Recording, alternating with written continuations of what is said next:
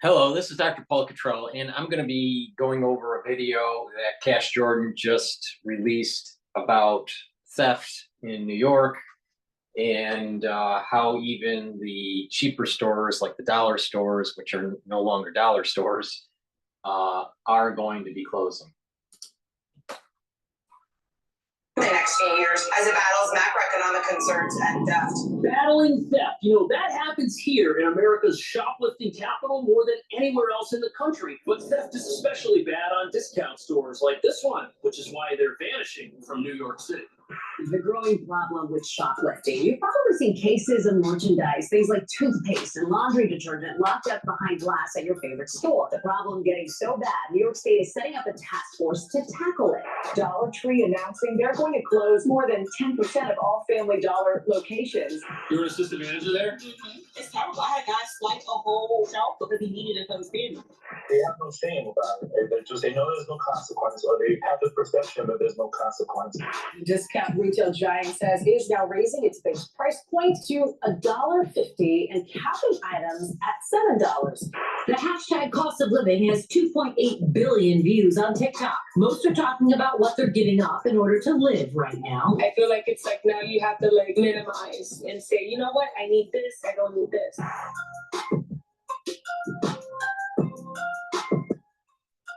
So nationwide. When you have a lawless society,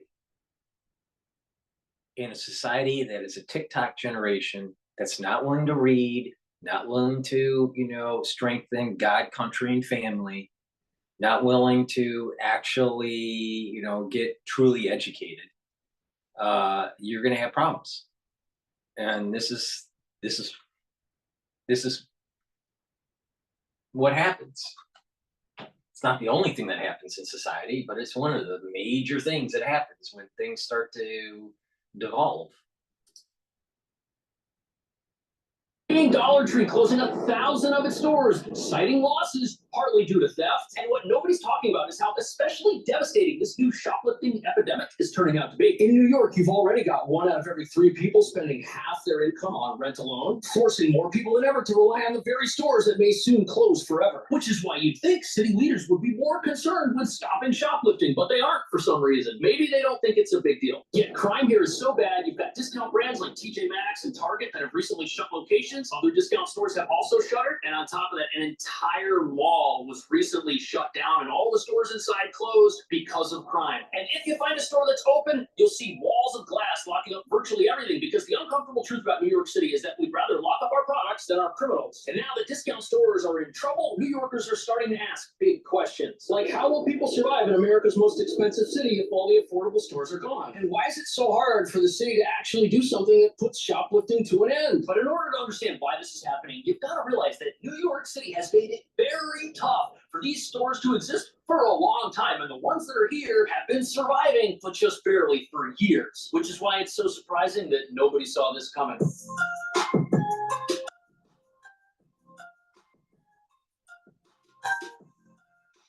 these closures will have an immediate impact on low-income communities, because that's where many of these dollar stores are located. But now Dollar Tree, which is the parent company of Family Dollar, says about 1,000 of those stores have to go in order to keep the company profitable and viable. So why are they closing the stores? Well, they have to keep the company afloat. But that's a huge problem because people rely on these stores. And if these stores shut down, one of the last affordable lifelines available for people that live around here is going to disappear. And people are going to get stuck paying more money for the same stuff. But as you're about to see, for many of these stores, closing might be the only option, as they've been struggling for years. Yet city leaders have been perfectly content to allow these places to languish under the costs of high rent and high crime for far too long. The dollar store family chain stores have struggled in recent years with keeping stores fully stocked and clean, with customers complaining the stores were oftentimes poorly managed. So if a store looks like a disaster, there's a reason for it. And even though a lot of these complaints affect stores all over the country, here it's even worse, because the goal here is to sell low-cost items in a high-cost city where rents for stores this big are insane. And if rents are high, the store has to do with less employees because they've got to pay rent, which is why it's not easy to keep the shelves stocked. You're an assistant manager there?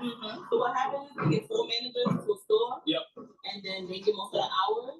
And then the rest of the hours for the employees isn't enough. So we're talking about maybe 14 hours a week. So God, oh, so there's just not enough people There's not working in enough people stores. to work there. Plus, in New York, minimum wage is $16 an hour. When you combine that with high crime, which is why all the detergent has tags on it, you've got a recipe for disaster. On top of that, things are so bad, New York now has a $4.4 billion shoplifting black market where stolen items are brought to warehouses and then sold on online marketplaces like Facebook. And things are so out of control, you now have professional shoplifters. This is all they do. The lower end consumer, while employed, has been dealing with high inflation and also reduced government benefits.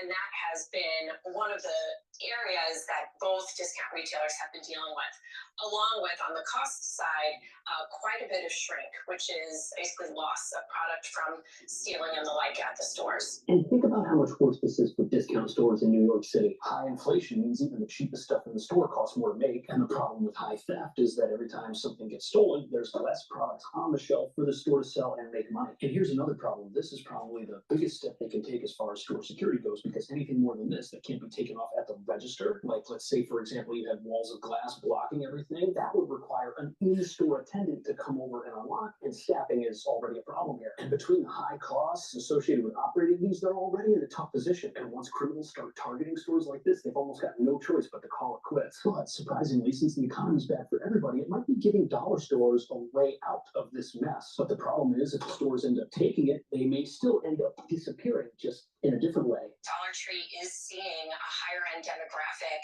coming to their store. $125,000 demographic is now shopping at Dollar Tree more so than they were before. You know, there's no other. That is crazy, and it's showing on the erosion of the power of the dollar, the erosion of this purchasing power of the consumer. And you know, we're hearing in the news that the economy is great in terms of economic indicators. You know, so, you know, there seems to be a reality issue versus what is published in the labor of statistics. I personally think that what's being published is massaged to benefit the Biden administration, only to have some sort of, you know, revision of, you know, a couple quarters later. But just is, people are having problems out there in terms of affordability of things. Where a six-figure income goes less far than it does here, and that's the chance that stores like this have to survive, but it's going to eliminate them as a place for its normal customer to find affordable stuff. Because think about it, if discount stores are seeing more customers with higher household incomes, perhaps what they can do is raise their prices, make more money every time they sell something. But if they do that, the very people who relied on the store for a long time are going to be in a bind, because it's like the store doesn't exist anymore for them. And either way, the affordable store with the low prices is now gone forever. And that's probably what a lot of places are going to try to do before they call it quits and completely close the store. Many may disappear by simply pricing out their old customer base and no longer being the same type of discount store they once were. And even if many of these companies figure out how to survive by raising their prices, that still doesn't do anything about the crime problem. And if that continues, stores are just going to be targeted, especially if less people can afford to shop here, which means they could end up having to close no matter what. But even if the dollar stores do manage to stay in business, critics are calling them somewhat of a poor tax on your everyday consumer who doesn't know that the stores have deceptive ways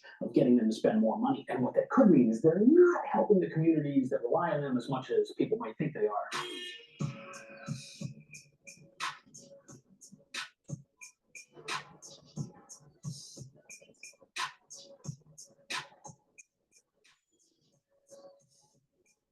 Here we are in Midtown on 40th Street, where we'll find a bunch of discount stores. But there are things going on inside these places that might allow them to make every penny. What am I saying? I like Jack's. I don't want to talk bad about Jack's, but the stuff inside isn't what we think. And I was kind of shocked to learn some of what we're about to look at, especially since I used to live around here and would shop at Jack's other location, which closed all the time. But what's also interesting about these discount chains is, although they sell super cheap items, some of the same items you'll see at a Dollar Tree, they don't have the same types of problems we just saw at Dollar Tree. Maybe it's the multiple security guards I saw in each store. But the critics' contention here is that Let me do a commercial here. Please make sure you subscribe to all my channels. I have 3 channels on YouTube, Brighteon, Bitchute, and Rumble. Also, please help support my news coverage by being a paid Patreon member on my channel. The link is in the description of this video.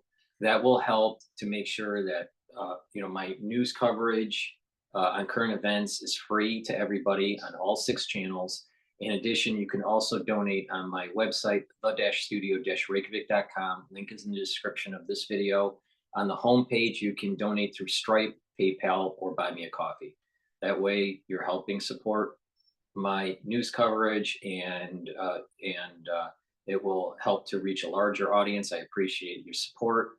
In addition, I also have a store that sells different types of products, some educational products, some ebooks, and also supplements. So please purchase some of those products if you would like to help support my work and help to support your health and your knowledge.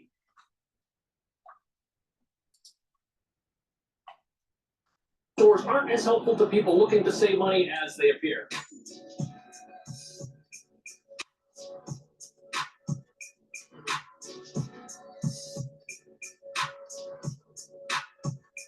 Here's a Colgate toothpaste we bought at CVS compared to the same one from Dollar Tree. These smaller products keep prices low, but also mean you'll need to replace them more often, which means more visits and even more spending. So as an avid dollar store shopper, I would definitely say that this is one of the best stores you could possibly go to. I mean, look at it. It doesn't look like it's got any problems, but the super micro-sized items like this bleach, I mean, look, it says 33% more, but this is like 200% smaller than the size of Clorox I'm normally used to getting, and it's $2. But the thing I never realized was that the actual package that you're buying is somewhat deceptive. I mean, look, we flip this tape over, and that's, I think I've seen thicker rolls of tape for more money elsewhere. It's got the same diameter, but the interior is definitely. So what we have seen over the years with, let's say, at the fast food industry, they're charging more for less fries, for example.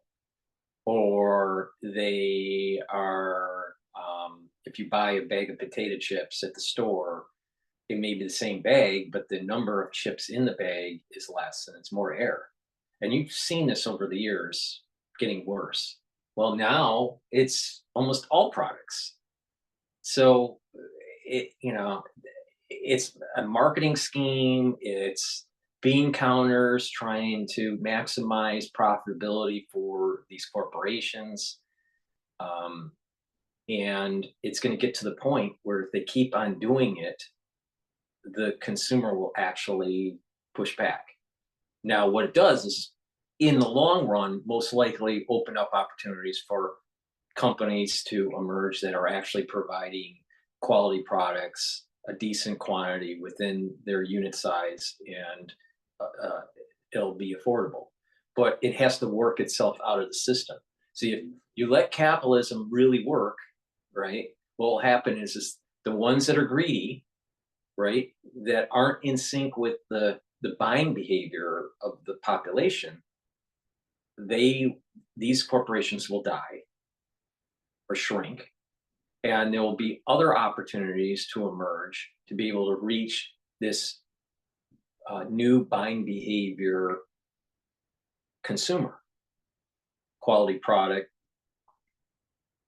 at a reasonable price, but it has to work itself out. And that may be years to work out, if not decades to work out. Part of the problems is that we have a change in the supply chain.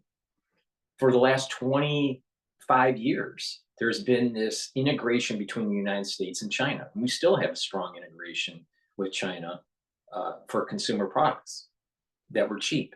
But the problem is that the costs of actually making things in China have risen. In addition, there's also a decoupling of the United States with China in terms of its supply chain. And that was exacerbated during the crisis in 2020. So there's a refiguring that's taking place on top of inflation, right? Which is leading to higher prices. And because consumers are purchasing less because of the higher prices, there's gimmicks that are being orchestrated on the product to convince you to buy it, even though you're getting less of a product, and you're thinking that you're saving money. You're really not, in terms of the amount of product that you have compared to the price that you're paying. So, you know, this is going to be a problem going forward. Eventually people will stop buying the potato chips, buying the fries, and buying the, you know, the cheapo tape. And then a new company will come out, new series of companies will come out and provide quality product. But it's going to take a while for that to happen. There has to be kind of a demand, there needs to be demand destruction and supply destruction. And then all of a sudden a rebirth will take place. But it's going to take a while for this to happen. And I think that what Cash Jordan is saying, that the ones that are going to have the first hit on this is going to be the poor. The ones that literally rely on these discount stores for their livelihood. They're getting priced out of the market. And because inflation is pernicious, we're seeing higher income people needing to rely more often on the dollar stores or these discount outlets. All right. Now, eventually, you're going to start seeing the erosion of the middle class. The poor has already been eroded. They're not middle class, they're poor, right? But the middle class is moving closer to the poor, and the upper middle class is moving to the middle class, the middle class instead of the middle upper. So there's a middle lower, there's a middle and the middle higher for the middle class. So the, you know, everyone's shifting downward. All right. So there's going to be, we're going to see this decoupling that's happening with supply and supply of labor and capital, especially with artificial intelligence coming online and automation and all this. So there is a destruction of the middle class, and we're seeing this now. The middle class is eroding, and everything is getting shifted down to lower end, cheaper, less quantity, right?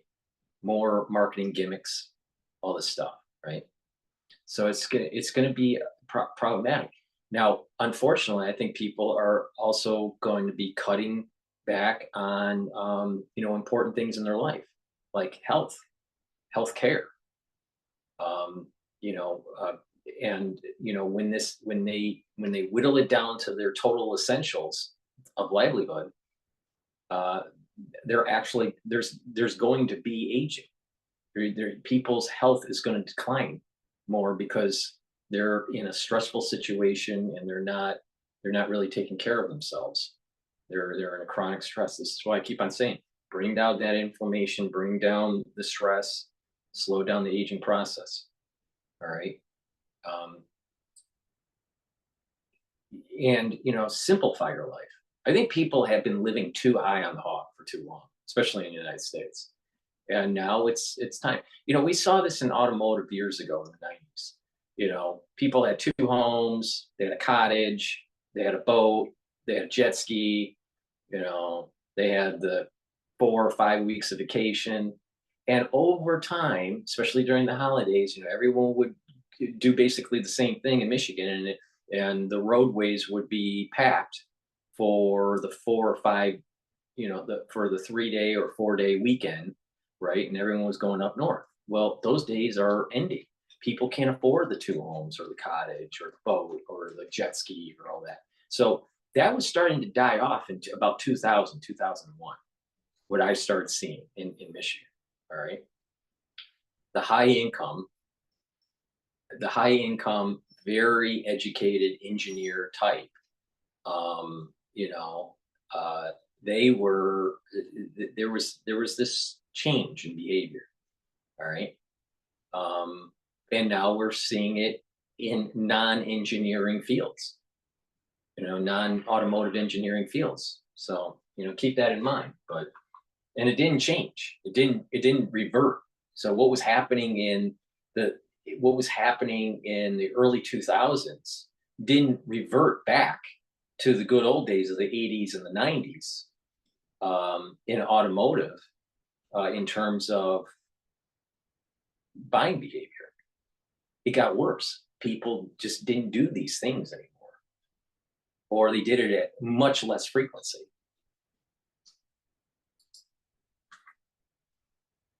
Not there. The same thing was the case over there at Family Dollar. The super thin rolls of tape might be the same with the food too. I don't know of this brand of kettle chips, but in the past I never realized the small sizes of everything because there's no way to do a comparison. In store, it's hard to tell if this is a full-size bottle of Elmer's glue or if it's a smaller size designed specifically for a discount store because they don't have the full-size version here. And the reason that's sneaky is because when I run out of small trash bags in this tiny little box that's like the size of my hand, I've got to come back and buy more trash bags. Just like I've got to come back and buy more bleach when I run out of bleach. Again, I love Jax. If I still lived here, I'd probably come back. But look at the tape. You can see that it's like a super thin roll of tape in there, even though there's two of them. You're going to run out of tape faster here than you would if you bought a full-size item, maybe at CVS. The only problem is the items at CVS cost a lot more. But it's sneaky because it means that each time you come in the store, you're buying a whole bunch of things that appear to be very inexpensive. And while you're doing that, you're building up buying momentum. Everything you put in the cart looks like a great deal. So what do? You fill it up with as many things as you can, thus buying more than you may have had you gone to a store that sold full price, full-size items. This toothpaste, definitely not full-size, but they have full-size toothpaste. $3.99, I would probably come here and get this. But other items like these electronics for cell phones, I'm not too sure. I can't imagine the $4 headphones sound as incredible as the packaging looks, even though they're lab tested. Plus, it's ultimately cheaper to purchase household supplies in bulk,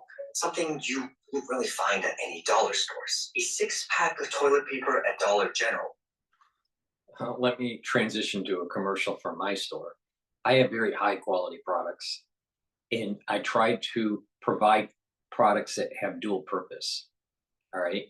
Yes, over time, prices have gone up over the 4 years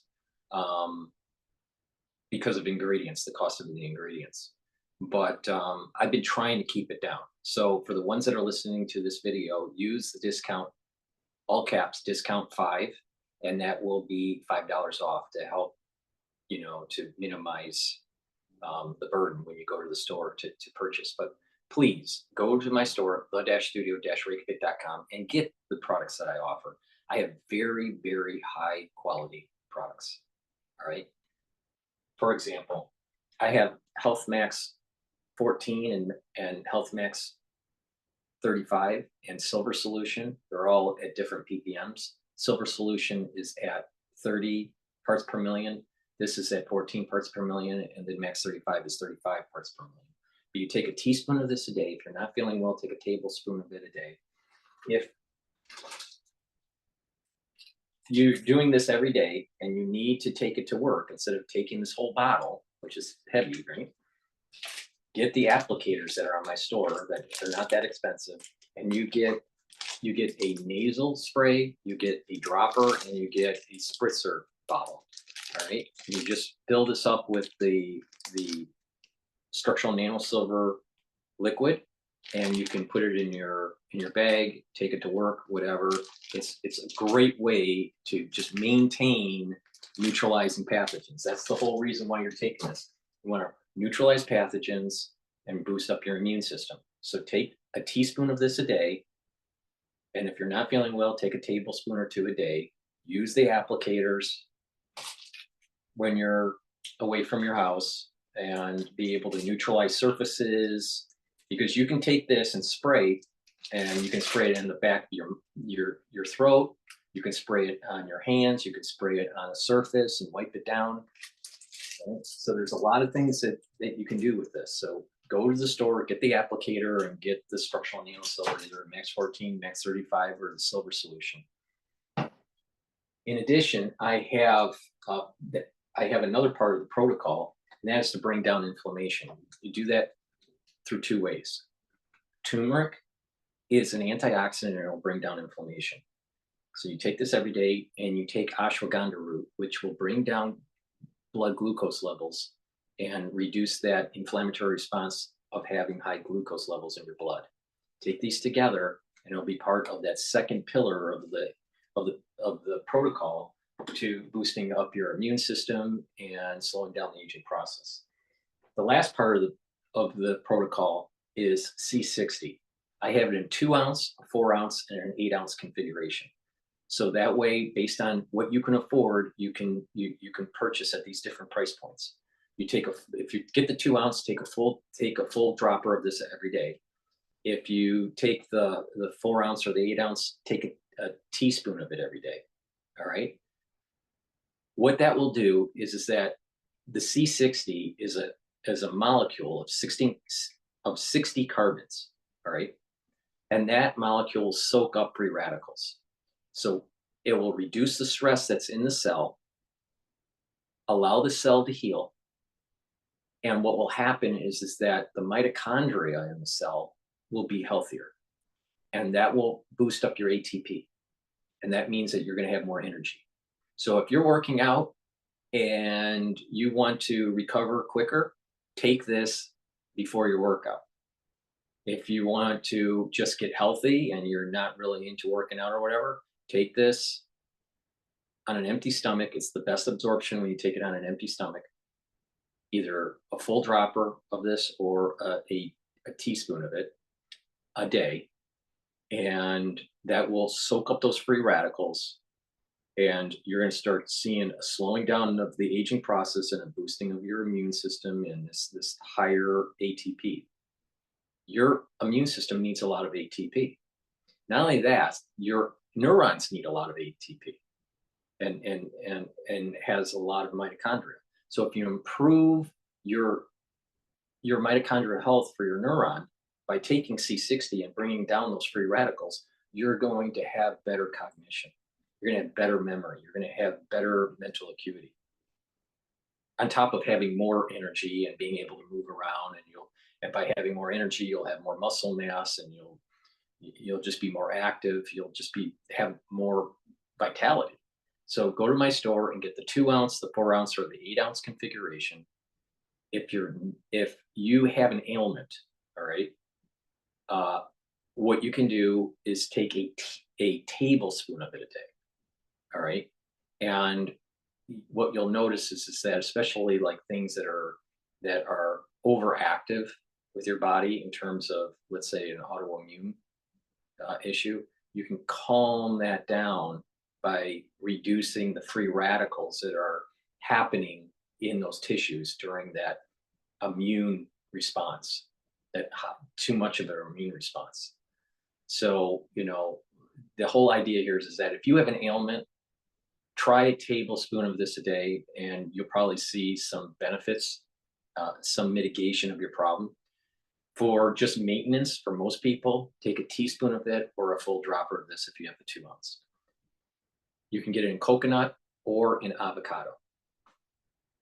It's a very strong antioxidant, and by soaking up those free radicals, you're going to improve your mitochondrial health, you're going to improve your tissue health. That means that the tissues are going to do things that it's supposed to do. By improving the tissues that are in your endocrine system will get better. You'll get better mental acuity because you're improving your mitochondrial health and the neurons. So there's lots of benefits by taking C60 on a regular basis, especially when you take it with ashwagandha and turmeric to bring down that inflammation and to neutralize pathogens by taking the structural nanosilver products that I have. When you do that, you're going to radically boost up your immune system and slow down that aging process. You'll get healthier.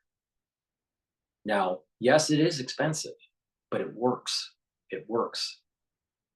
Now, it's like investing in your body. If you don't invest in your body, you're going to pay for it later. So, are you going to invest a little bit each month or, every quarter or whatever to help improve your body? Or are you going to pay a lot more later by lack of vitality and higher medical bills because you have ailments that could have been mitigated if you were taking care of your body younger? And there's no silver bullet on this. The whole idea here is it's proper supplementation, proper diet, proper exercise, proper balancing. Talk to people, challenge your mind, read, write, stay away from too much electronics. People are getting stupid because of social media. So take charge of your body and you'll get healthier. This is a stressing, broadcast of what Cash Jordan's saying. But that doesn't mean that you'll have to fall victim. All right? You need to take care of your body because in 20 or 30 years, you may not be able to afford the problems that may arise because of not taking care of your body now.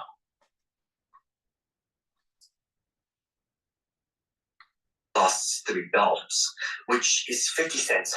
Whereas if you order a 24 pack on Amazon for $5.48, comes out to 23 cents. Okay, so the prices in this video are old, but the comparison still exists. Just look at the tiny toilet paper over there at Family Dollar. And the ones here appear to be about the same size. Tiny little rolls.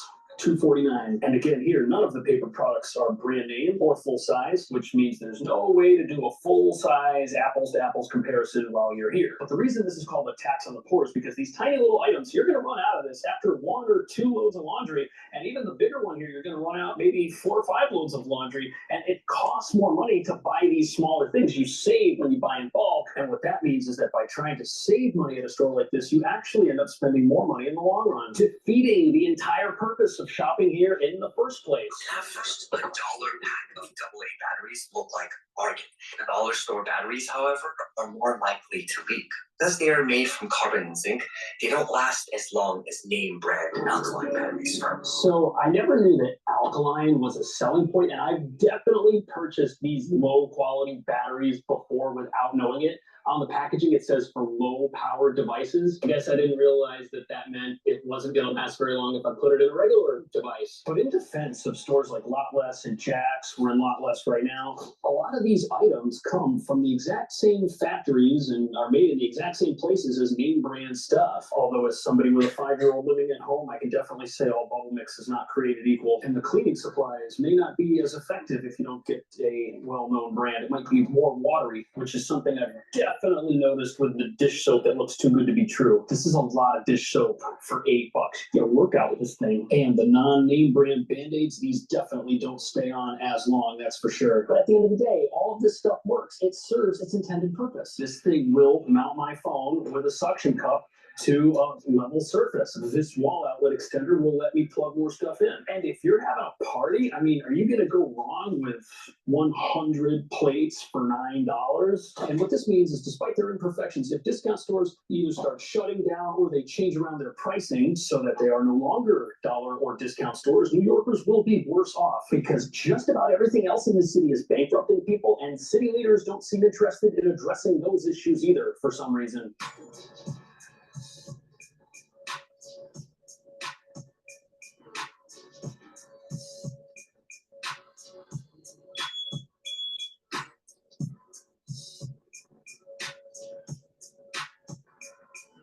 To this true cost of living report by United Way of New York City, costs have increased 131%, while the latest findings now show 50% of working-age New Yorkers are struggling to cover costs. So 50% of working-age New Yorkers unable to cover their expenses without some sort of government assistance. That's tough. That's approximately 3 million people, a staggering figure. And the financial reality for many is that this is just a tough city that takes basically everything from you. And even though discount stores aren't perfect, the city definitely needs more of them, not less. But with an out-of-control crime epidemic that's already shuttering some businesses and a get-out-of-jail-free card, if you steal less than $1,000 worth of stuff, you either need a store in the perfect part of town like this, or you've got to sell stuff that's so expensive that when you make sales, you're staying in business. But critics say the real issue that nobody's talking about is that it pays to be a criminal in New York. I mean, hey, we've got a $4.4 billion shoplifting black market. Those are full-time jobs. Plus, we've got a no-consequences environment. People arrested for shoplifting, these are not people who are removed from the streets, even if they're guilty. And some people say that the city's soft on crime laws and soft on crime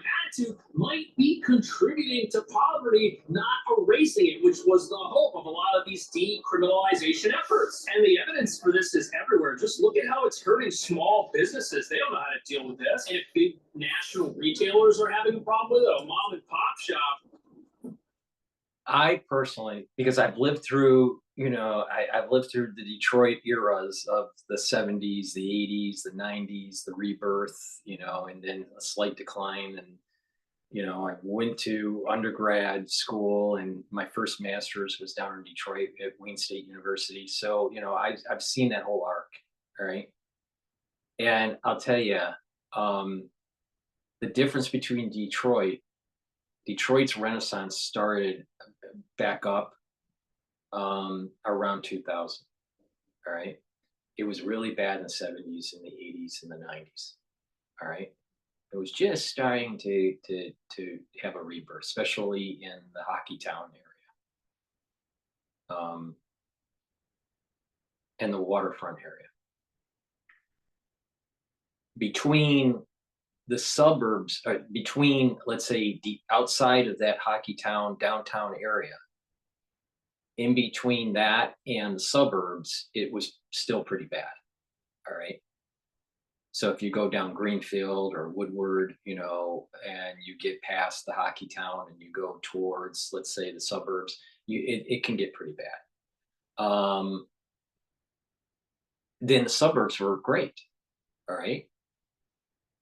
And that's where the middle class or the upper middle class would live, depending on what area you were in, even, the Oakland County or Wayne County or whatever. So, but there was a rebirth that was taking place in 2000. The rebirth for New York took place during Giuliani's years, but it's starting to fall back to a pre-Giuliani era. And if this doesn't stop, more stores are going to be closing and more people will be leaving. The tax base will start to diminish. The cost of living will increase.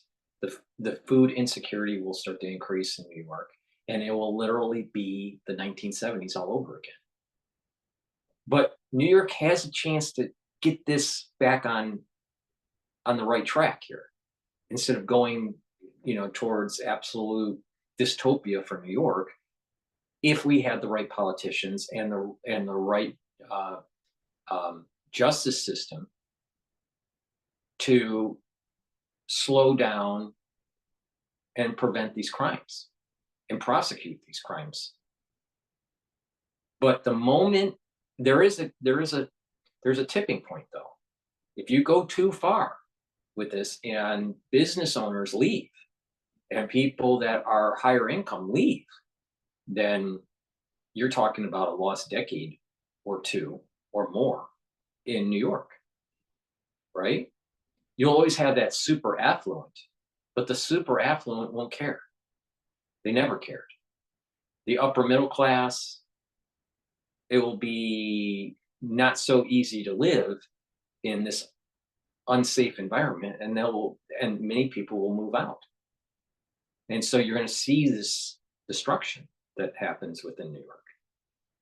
It's not there yet, but it's close. It's close. If we have another mayor that can't get the job done, if we have more district attorneys that are being soft on crime, then the camel's back is broken, and we're going to have at least 2 decades of this kind of thing getting worse in New York. Before we go back to Cash Jordan, please go to my store, the-studio-reykjavik.com, and get the vitamin D3. This is a gene expression cofactor. It also helps to absorb calcium. I've said in many videos and how it can be used to help osteoarthritis. So, and in addition, if you have infected cells from a pathogen, you need to go through apoptosis, and you need D3 to help with that apoptosis.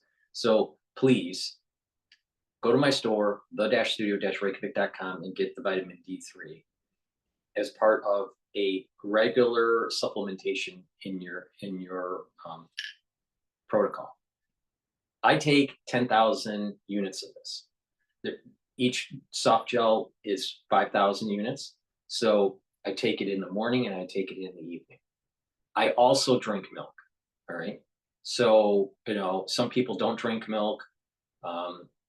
Some people take calcium supplements, which is fine. I have always been a milk drinker all my life, and I have to have my milk. And if I don't have my milk, I get cranky. So that was a joke. So please, make sure that you're taking calcium, you're taking D3. If you can consume milk, please do. I think that That's a great source of calcium. That's how I helped with my osteoarthritis from doing all those triathlons back in my 20s and 30s. And I took higher doses of D3. I did light resistance training, and I was drinking milk, 2%. And over time, the osteoarthritis went away. When you do this type of thing, you may actually increase the pain in the first 2 months. But then what happens is it starts to abate because there's remodeling. That's why you have to do light resistance training on the problematic joint. And when you do that, it'll start to remodel and the osteoarthritis starts to go away. All right. So that's a little trick that I learned from Dr. Group. And depending on your BMI and depending on the severity of the osteoarthritis, depends on how long you need to do this for and what's the actual dosage of the D3. For me, based on my BMI and my severity of the osteoarthritis that I had from the triathlons, I was doing about 25,000 individual units. I wouldn't take it all at once. I would space it out throughout the day.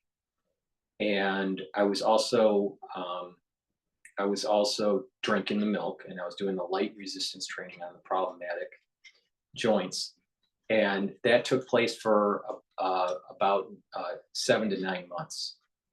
And it's a long haul, but it's worth it. It's worth it because you won't have the osteoarthritis. It'll go away, right? But you have to stick with it. That first 2 months, it actually is more painful. Probably because of the light resistance training that you're putting on, but there's a remodeling that's taking place, not just with the cartilage and with the bone, but also with the nerves. And so there's a little bit of additional pain, but it helped me.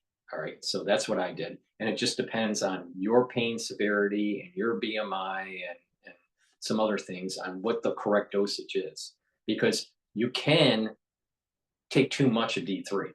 You'd have to take a lot of it over a decent amount of time to have it where there's some toxicity to it. For me, toxicity didn't start until about 7 months into taking 25,000 units of D3 while I was reducing this osteoarthritis. My baseline is 10,000. So once you start feeling a little bit, look, usually the toxicity, it shows it's like brain fog. So the moment you start feeling like there's a little bit of brain fog, then you go back to a much lower dosage. And then you're pretty much done with the protocol, right? So usually what happens is that during that first 2 months, you'll have this large pain, all right, increased pain. But you keep on doing the light resistance training and the higher doses of D3. And then all of a sudden the pain starts to get less and less and less. And for me, I took it to about 7 to 9 months, depending on which joint it was. And that there was no pain, but it gets to a point where you have to back off on the D3 amount. All right. For most people, it's around 7 to 9 months. All right, at these higher doses, but it depends on your BMI and the amount that you're taking. Some of these professional athletes that had really bad osteoarthritis, they were taking numbers that were in the 50,000 or higher. But they had much larger BMIs. And much more muscle mass. They were professional athletes, so that's a little different case compared to someone that is the average person. So around 20,000, 25,000 is probably close to what you would want to go for if you were doing an osteoarthritis protocol to try to reduce the osteoarthritis. For me, it eliminated it.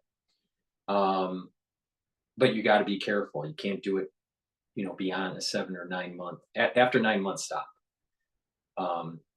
But some people they may have to stop at about 7 months or 6 months. All right. But it works. So, D3 can do a lot of things. Help with apoptosis of infected cells. So that means it gets rid of the cell. That's a good thing. D3 helps to absorb calcium. And, on top of it, it is a gene expression factor, cofactor, that helps to have the proper gene expression in the cells. So you have the proper metabolism. So hopefully that little diatribe about D3 will help you get an idea on how powerful it is. But with anything that's powerful, you have to be wise in how you use it. Clarity factor helps to reduce brain fog, all right? And also helps get those dendrites firing more often, and you'll have better mental acuity. So take this every day. Some people take it twice a day. I take it twice a day, but most people take it once a day in the morning. So please go to my store, get the Clarity Factor. It's way better than anything that Alex Jones offers. So please go to my store and help support my work and add that to your protocol. Toothpaste. I sell the best toothpaste that you can get. All right. It is very high quality, structural nano silver. It neutralizes pathogens. It whitens the teeth, freshens the breath, reduces the gum irritation, reduces gingivitis, and with really good oral hygiene, you're reducing you can reduce cardiovascular disease. Part of cardiovascular disease is poor oral hygiene. So if, with that inflammation, some of that bacteria and plaque can get into the bloodstream and cause cardiovascular issues and valvular issues. Well, with really good oral hygiene that neutralizes pathogens, right, and reduces that gum inflammation, such as this product, you're going to reduce your chances of cardiovascular and valvular disease. So please go to my store, the-studio-reykjavik.com. This has no fluoride in it. It's structural nano silver that neutralizes pathogens. So go to my store. If you haven't used this already, you'll notice after you use it that first time, you're going to say, oh my God, this is the best toothpaste that I've ever used. All right. So get, several tubes of this. It's a great product on my store, and it'll help support my work, and it'll help to support your oral hygiene.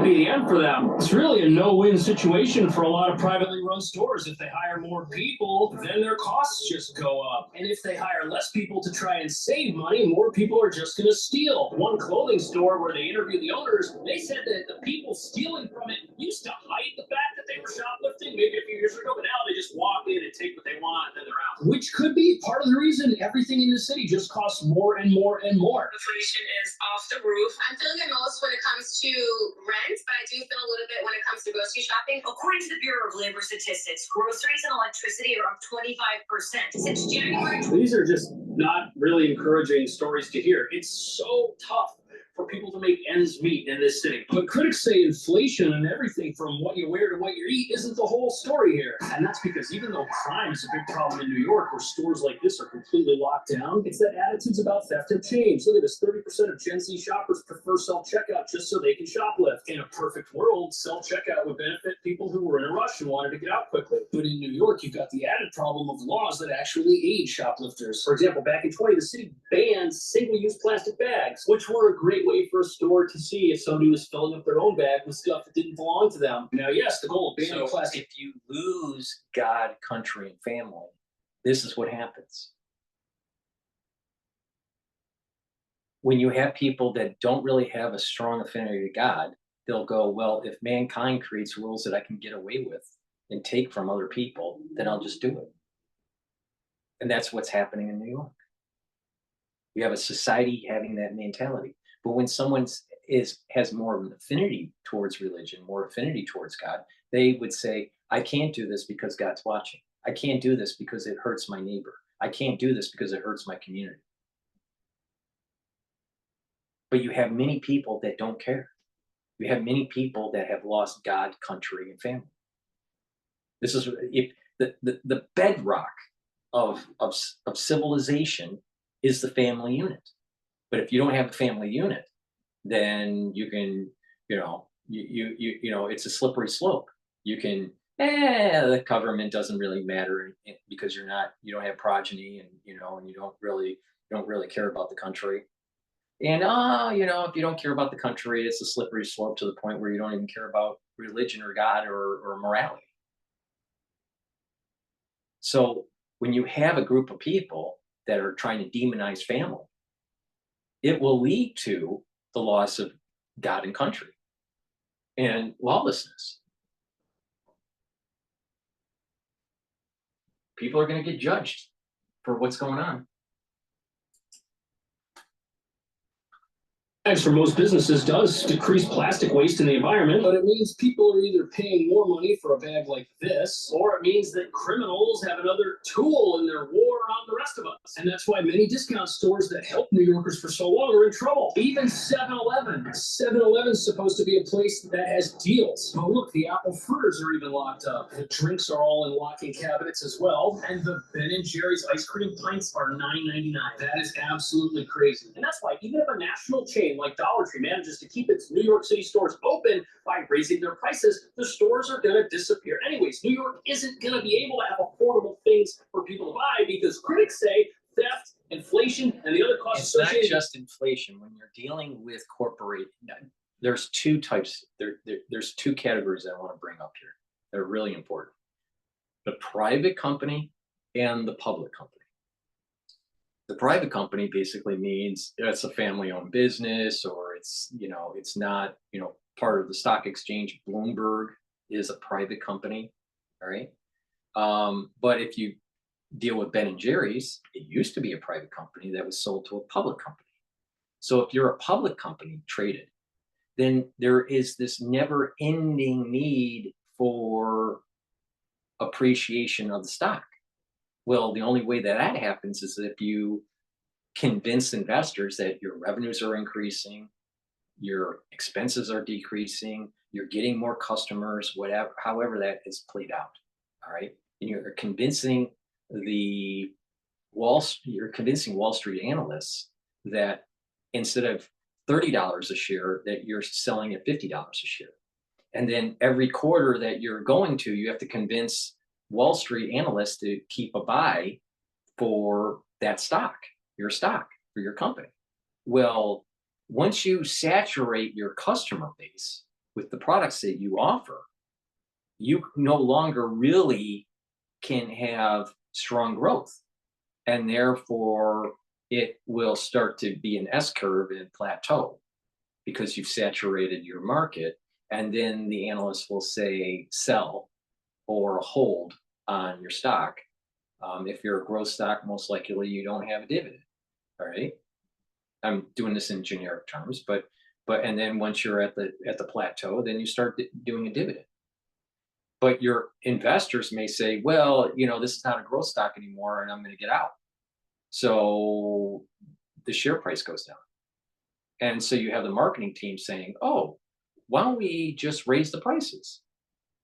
Then eventually start having demand destruction. Then the marketing team goes, why don't we make the product smaller and at the same price so we have more profitability per unit? And that lasts for a little while, and that's what's playing out right now with what Cash Jordan's talking about. This never-ending need for additional profit on a company that has already saturated the market is part of the problem. All right?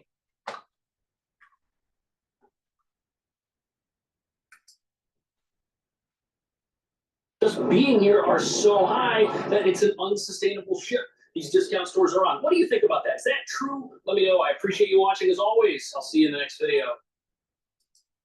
All right. So basically, New York is going straight to hell. And Cash Jordan still plays hip hop that I don't like. Please go to my store, the-studio-reykjavik.com, and get the products that I offer that will help to boost up your immune system and to help to boost up your overall health and slow down the aging process. If you follow my protocol, you are going to slow down the ailments that you will have later down the road in most cases. All right. But it's not just supplementation. It's proper diet, proper exercise, proper sleep, challenging your brain, staying away from too much negativity. You have to be a realist. Don't be, living in a bubble thinking that everything is copacetic. But the other side of the spectrum is that everyone thinks everything's dystopia. That's not true either. We're not living in utopia and we're not living in dystopia yet. All right. But what we do have problems, and you need to be an engaged citizen. Right. But that also means don't be overly stressed. Take time out and